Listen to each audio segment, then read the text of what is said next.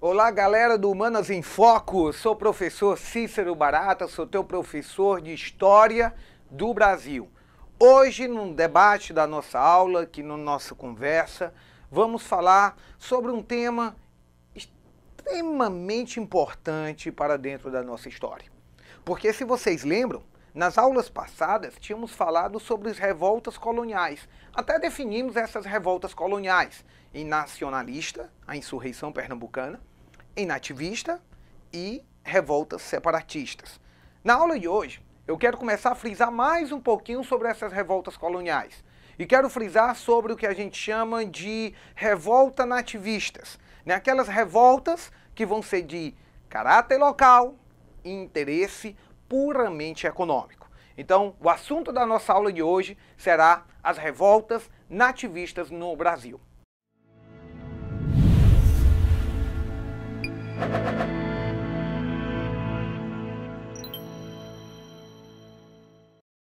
Primeiro, lembra que quando a gente definiu o que eram revoltas coloniais? Dividimos essas revoltas coloniais em três. A primeira revolta foi essa aqui, revolta nacionalista. A revolta nacionalista, podemos puxar como exemplo a insurreição pernambucana. Por que nacionalista? Porque foi uma revolta que tinha um caráter, um interesse de expulsar os holandeses do nosso território. Ninguém estava lutando pela coroa portuguesa ou pela coroa espanhola devido àquela história da União Ibérica que tinha acabado de passar. O povo estava lutando em prol dos seus interesses. Negros, índios, a elite, todo mundo estava reunido nessa guerra para expulsar os holandeses. Aí depois vocês lembram um pouquinho, bem direitinho, que eu comecei a conceituar a diferença de uma revolta separatista para uma revolta nativista. Começamos a diferenciar. Quem veio primeiro? Revolta nativista ou separatista, meu caro aluno? Muito bem. O que veio primeiro foi o que a gente chama de revolta nativista. O que é que caracteriza uma revolta nativista? Alguém falou? Ah, sim, já sei. O que caracteriza uma revolta nativista, não esqueça, é que a revolta, ela não questiona o poder da coroa sobre uma região. Ela é uma revolta exclusivamente local. Ela não tem uma maior abrangência. É uma revolta local. Ela não quer a separação, certo? Então lembra, a revolta nativista, ela não questiona o poder da coroa sobre o território. Ela não quer separação. É uma revolta local. E é uma revolta que possui somente o caráter econômico, não possui o caráter político. Então, uma das primeiras coisas que temos que começar a observar é justamente esse lado. Ela não se trata de uma revolta de caráter político, é somente econômico. Como assim, professor? Para bem para observar aqui, meu aluno. Presta, vamos focar, vamos ter atenção. Para bem aqui para que a gente possa entender. Quando surgiram as revoltas nativistas, foi porque alguma coisa estava ocorrendo. Portugal tinha perdido o monopólio sobre a Ásia, tinha perdido boa parte da sua arrecadação. Era necessário ela cobrar algo de algum canto, era necessário ela buscar o recurso de algum canto. Foi aí então que Portugal começou a observar como poderia trazer esse recurso. Fez o quê? Aumentou os impostos em cima das suas colônias, nesse caso, em cima do Brasil. Quando você aumenta imposto e que a população já está passando por uma certa deficiência, você tem um quadro de revolta. Você vai entrar num choque, uma revolta. Para bem para observar, se você for olhar na nossa história cotidiana, geralmente as nossas revoltas, as nossas discussões políticas, começam por causa do lado do fator econômico. A economia não estaria indo tão bem. Se não está indo tão bem, culpa-se logo o governo. O governo tem que tomar medidas para mudar esse quadro. É assim. Aqui no Brasil, Era mais ou menos assim. Por quê? Vocês lembram que a região Nordeste, partindo ali do Rio Grande do Norte até a região do Pará, você tinha exploração da cana e você tinha exploração do que a gente chama de drogas do sertão. Vamos especificar mais ainda as drogas do sertão, lá no Maranhão. A crise estava batendo. Existiam senhores que exploravam essas drogas, que não traziam esses lucros extremos, mas davam algum lucro. E eles exploravam essa mercadoria. O problema é que o Brasil, em 1570, se vocês lembram bem, foi proibido a escravização do índio. E só foi autorizado o tráfico de escravos, a escravização do negro. Então a escravização do índio, ela tinha sido proibida. Aí vamos tentar ver mais uma coisa aqui. Com a proibição da escravização do índio, você só tinha agora uma mão de obra para utilizar no Brasil, o negro. Aí você lembra por que é que o negro ele foi trazido para cá. Porque além do negro não conhecer o território, ele gerava lucro. A coroa, coisa que o índio não estava gerando. Porque o índio você ia, capturava e pronto, ele era teu escravo. O negro tu tinha que trazer, ele era uma mercadoria. Aí tinha um problema. A quantidade de negros que vinha para o Brasil era insuficiente, especificamente para o Nordeste brasileiro. Eles queriam aumentar a produção, mas como é que tu aumenta a produção da exploração das drogas do sertão se você não tem mais mão de obra disponível? É a partir daí que dois caras, chamados de Thomas e Manuel Beckmann, os irmãos Beckmann, vão se revoltar e vão querer bater de frente com a coroa. Prestando bem atenção. Ele bate de frente com a coroa, mas não questiona o poder da coroa. Bater de frente não é questionar o poder da coroa, não. Porque quando eles começaram a bater de frente com a coroa, eles estavam questionando a falta do quê? A falta da mão de obra, cara. Era isso que eles estavam questionando, eles estavam querendo saber sobre o negro, vinha ou não vinha para o Brasil. Porque o negro que vinha, ele chegava aqui muito caro e a quantidade era pouca. Eles queriam maior quantidade de mão de obra. Foi aí que em 1684, você juntando o aumento dos impostos com a falta da mão de obra, que você vai acabar tendo uma revolta. A primeira revolta nativista, que chamamos de revolta dos irmãos Beckmann. Em 1684, Thomas e Manuel Beckmann se revolta contra a proibição da escravização do índio. Por quê, professor? Pensa bem. Se você não tem negros suficiente, falta de mão de obra escrava negra suficiente, o homem branco não vai trabalhar. Resultado que você vai ter, você vai começar o processo de escravização do índio. O índio, cara, começa a ser escravizado aqui no nosso território. Mas, professor, espera! Não estava proibida a escravização do índio? Estava. Estava proibida e ainda era proibida. Mas isso não quer dizer que ficaria proibido. O índio, ele tinha a proteção da Santa Igreja Católica. A Santa Igreja Católica, ela não queria que o índio fosse escravizado, porque eles faziam um processo de catequização, não se esqueça. Então eles tinham esse privilégio, e a coroa proibia. Só que os irmãos Beckmann, apoiados até pela Câmara Municipal, que vai reunir ali Belém, São Luís, eles acabam simplesmente expulsando, entrando em conflito com os jesuítas. Então vamos lá, voltar. Quer dizer, professor, que a revolta dos irmãos Beckmann não foi uma revolta contra a coroa? Não. A revolta dos irmãos Beckmann, primeiro, teve esse motivo. A falta da mão de obra negra, a falta da mão de obra escrava. Faltava negros dentro do Maranhão. Aí o cara volta, ou melhor, continua um pouquinho. Ela entrou em conflito contra quem? O conflito foi contra quem? O conflito foi contra os jesuítas, contra a igreja.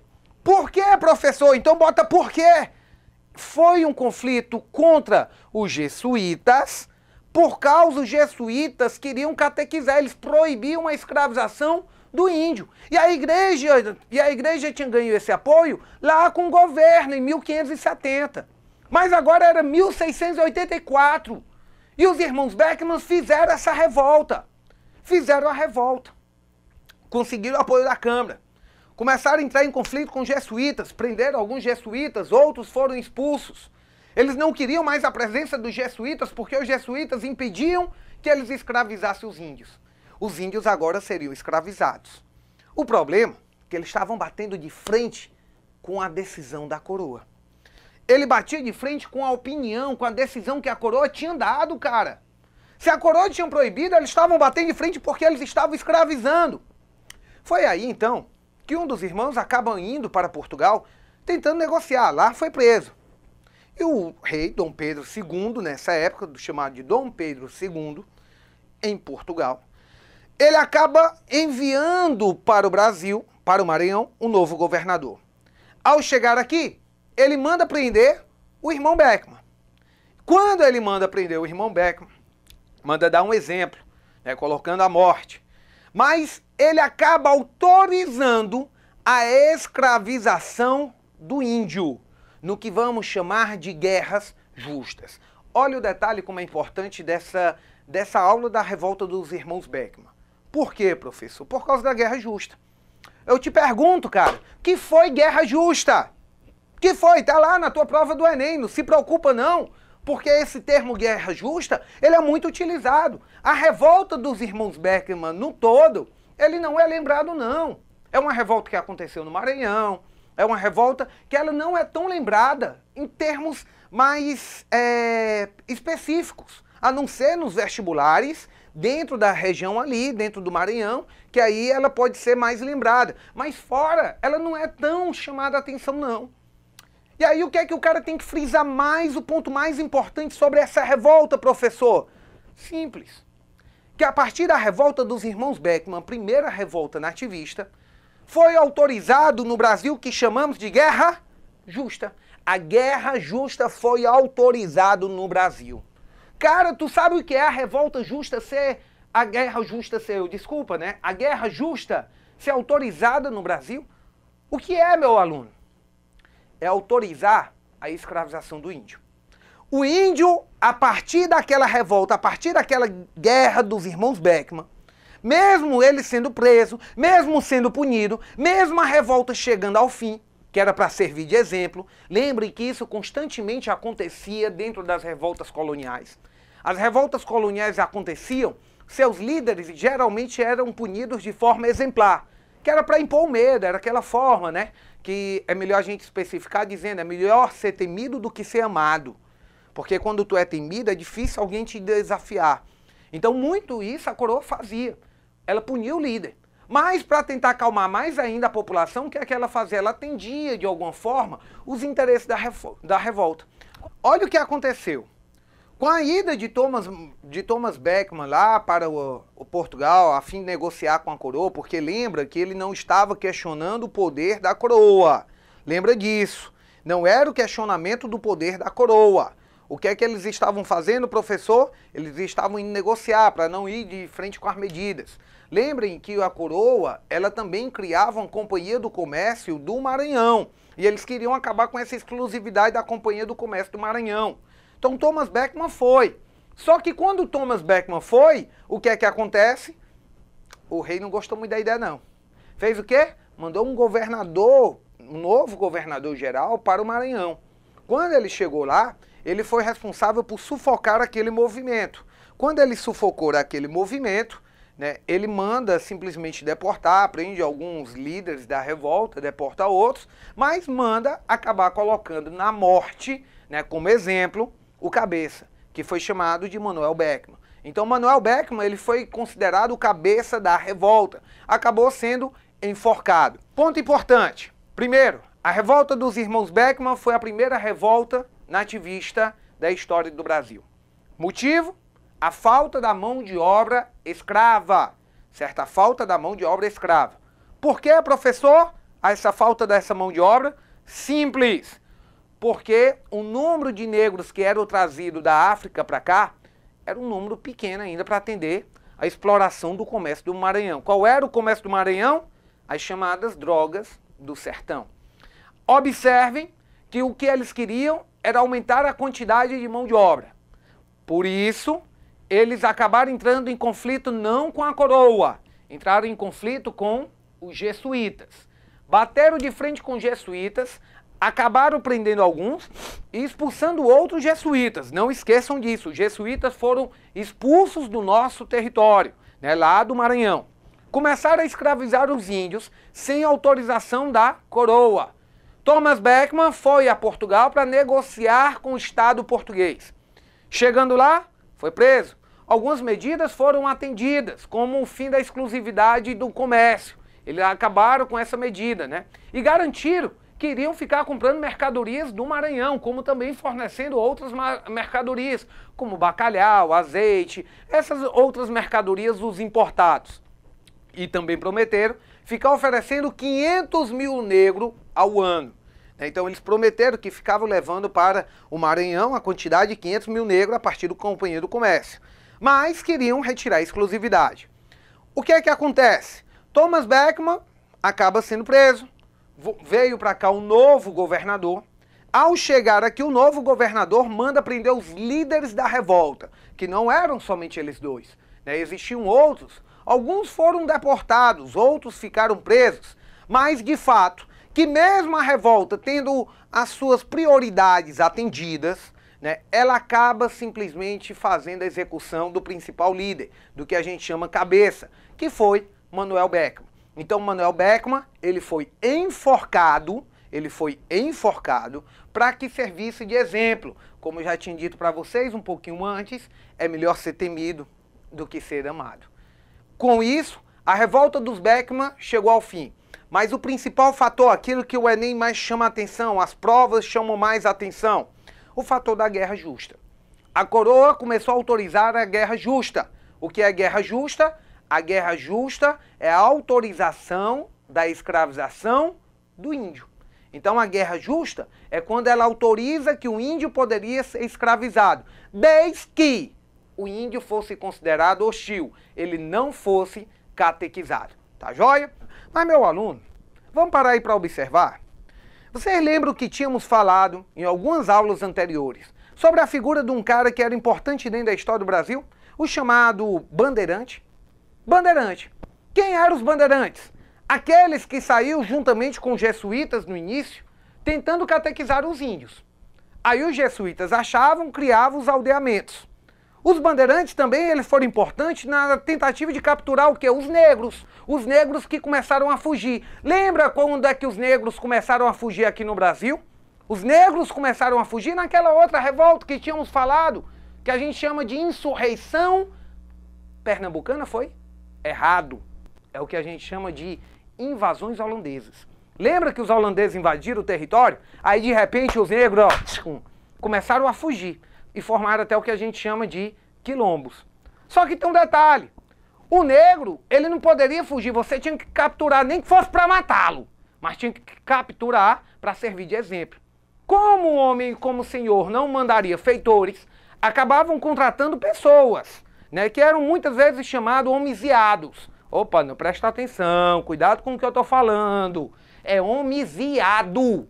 Viado. Homiciado, não é outra coisa não, viu? É homiciado. O que são os homiciados, professor? São os homens chamados de foragidos da justiça. Porque quando vocês lembram, aqueles que vinham de Portugal, muitas vezes eram chamados lançados, né? Os que o Portugal não queria. E os homiciados eram os foragidos da justiça. Então, para aí para observar. A questão dos homiciados, eles acabaram ajudando os bandeirantes, acabaram se transformando nos próprios bandeirantes. E vocês têm que ver que os bandeirantes inicialmente tinham um papel de tentar fazer o quê? Capturar o que a gente chama de índios, né? Índios para catequização. E depois eles começaram a capturar os negros, que eram chamados de foragidos. Só que agora, com as chamadas guerras justas, os bandeirantes não só iam atrás dos negros, não. Eles estavam também atrás dos índios. E eles não só queriam índios chamados Oxis, não. Como os bandeirantes sabiam onde eram os aldeamentos, muitas vezes os bandeirantes invadiam os aldeamentos, destruíam os aldeamentos, matavam os jesuítas e capturavam os índios. E vendiam como se fossem índios hostil, cara. Olha aí. Então, a partir da revolta dos irmãos Beckmann, você vai ter um aumento, um incremento da atividade dos bandeirantes. Por que, barata?